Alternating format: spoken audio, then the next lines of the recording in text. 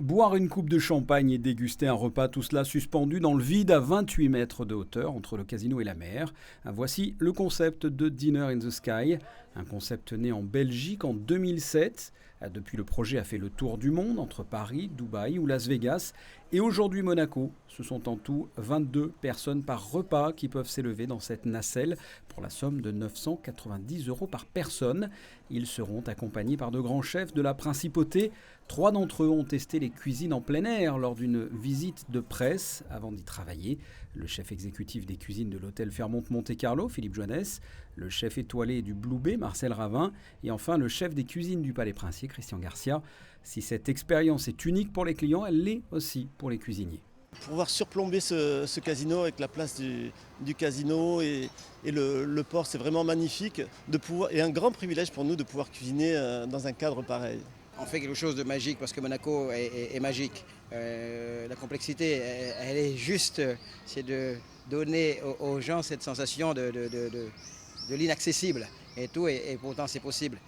Voilà ce qui est intéressant pour moi lorsqu'on nous a demandé de faire ça. J'ai trouvé que c'était un pari fou, même si je ne vais pas le dire. J'ai eu aussi un peu le trac, vous imaginez, monter. Non, on n'est plus dans nos cuisines, les pieds sur le sol.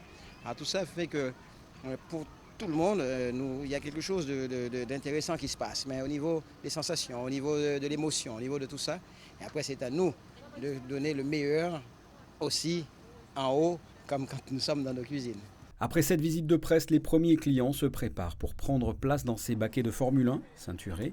Il y a un petit air de manège dans un Luna Park. Le code vestimentaire le fait rapidement oublier.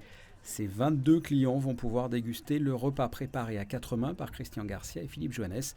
Voici le menu.